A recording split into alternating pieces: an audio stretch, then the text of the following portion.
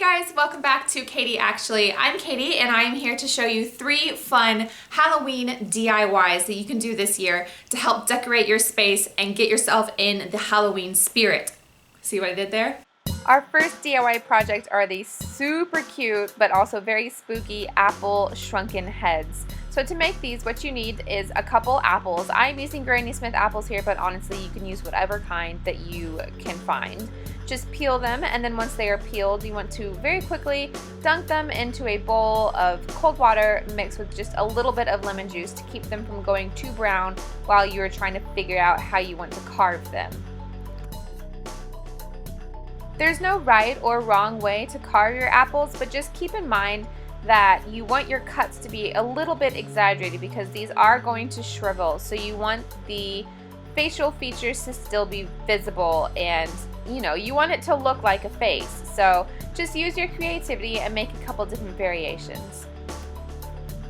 So once you have carved your spooky apple faces, you just want to let them sit and kind of shrivel up for a little bit. I get mine in the oven since it's so humid down south, and once they are all brown and shriveled, I took a chopstick and punched a hole through the top so I could string them on a piece of twine. First I tied a knot at the bottom so they wouldn't just all slide off, and then I strung my first apple on. You just want to repeat that process by tying another knot and then stringing on another apple until you've got a strand of all of your spooky apples.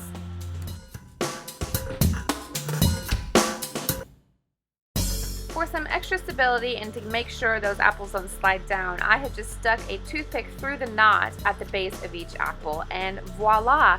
Here you are in a very cheery looking background because it was a beautiful day when I filmed this, our spooky shrunken head apple chain. Next up, we are making these ghostly silhouettes, and I am just using an old orange juice bottle with a random wooden rod stuck through the middle of it and a styrofoam ball on the top for the head. This is just the shape itself. And then I'm going to drape it with some cheesecloth. I bought this in the fabric section of Walmart in case you were wondering. And the point of this is to have a freestanding silhouette. So you want to bunch it up at the bottom so it is sturdy enough to hold itself up. Otherwise, just make this look very flowy and ethereal and kind of ghostly. Once you've got your shape all sorted out, you want to completely drench the cheesecloth and spray on starch. Allow it to dry and then give it another coat because you really want this to be able to stand up by itself. The end result is super spooky. It can be put on a table as a table decoration or even around your house on your mantelpiece or just really anywhere you can find a space for it. I think these are super cool and super spooky. Our final DIY is for a Halloween punch. I have chosen to make this alcoholic, but you definitely don't have to if you don't want to. You want to start by filling up a punch bowl with about 50% Sprite or any other lemon lime flavored soda. Next, you want to add 1 can of frozen lemonade and 1 can of frozen limeade. How gross do these things look? I promise they taste delicious. And once you've added them, you just want to mix them up to kind of combine all 3 of the flavors.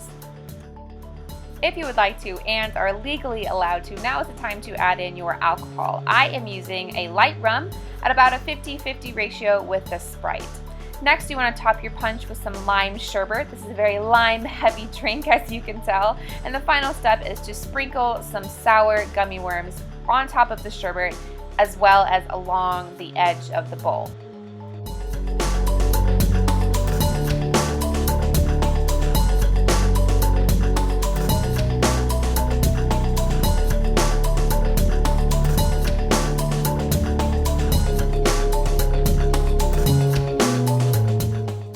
That is it for my Halloween DIY video. I hope you guys enjoyed it, and if you did, give me a thumbs up to let me know. And I do put out new videos every week, so hit that subscribe button to stay up to date. And I'm also doing Vlogtober, and those videos are out on Sundays, or they should be. Hopefully this one will be. If you decide to make any of these things yourself, I would absolutely love to see them. So I will leave my Twitter and my Instagram and all my social media stuff down below, so do let me know. And until next week, I will see you guys later.